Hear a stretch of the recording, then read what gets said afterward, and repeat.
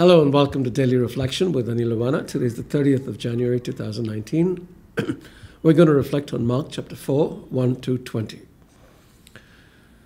Again, Jesus began to teach beside the sea. Such a very large crowd gathered around him that he got into a boat on the sea and sat there while the whole crowd was beside the sea on the land. He began to teach them many things in parables. And in his teaching, he said to them, "Listen. A sower went out to sow, and as he sowed, some seed fell on the path, and the birds came and ate it up. Other seed fell on rocky ground, where it did not have much soil, and it sprang up quickly, since it had no depth of soil. And when the sun rose, it was scorched, and since it had no root, it withered away. Other seed fell among thorns, and the thorns grew up and choked it, and it yielded no grain. Other seed fell into good soil and brought forth grain, growing up and increasing and yielding 30 and 60 and 100-fold. And he said, 'Let anyone with ears to hear listen.'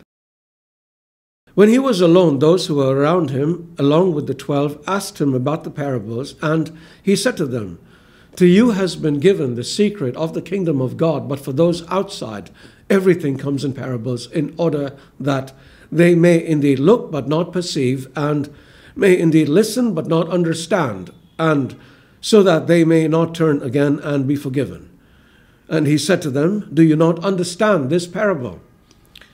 Then how will you understand all the parables? The sower sows the word. These are the ones on the path where the word is sown. When they hear, Satan immediately comes and takes away the word that is sown in them. And these are the ones sown on rocky ground.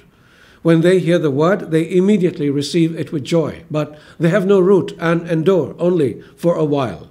Then when trouble or persecution arises on account of the word, immediately they fall away. And others are those sown among the thorns. These are the ones who hear the word, but the cares of the world and the lure of wealth and the desire for other things come in and choke the word, and it yields nothing. And these are the ones sown on the good soil. They hear the word and accept it and bear fruit 30 and 60 and 100-fold, the gospel of the Lord." How about we have some fun today? Imagine that you are living in Jesus' time, and one day you decide to go hear him preach. He's surrounded by a group of people, and he says, "Hey guys, do you want to hear about the kingdom of heaven?" And everyone says, "Sure." And then he says, "Okay, listen. The kingdom of heaven is like treasure hidden in a field. When a man found it, he hid it again. Then in his joy went and sold all he had and bought that field." And he beams. "Got it?" he asks, and then saunters off. And you go, "What?" You look around and you see some people with vacuous smiles on their faces. They don't have a clue what he meant, but they couldn't be bothered because they were there only for the healing. You see some other people rolling their eyes, and you can almost hear them think, "There he goes again, sounding like a Zen master." But you are different. You want to know what he meant. So you track him down and say, "Rabbi," that means teacher, "you know what you were saying back there about the kingdom of heaven? Well, I didn't quite get it." And he looks at you brightly and, he says, "You want to know more about the kingdom of heaven? Good, listen. The kingdom of heaven is like a merchant looking for fine pearls. When he found one of great value, he went away and sold everything he had and bought it, and he flashes another bright smile at you and saunters off again. And once more you go, "What?" You know, this might sound a little exaggerated, but it isn't, because this is exactly how Jesus talked. And I have quoted you 2 verses, word for word, Matthew 13:44 and 13:45. And if it sounded like he was talking in riddles, it is because he was.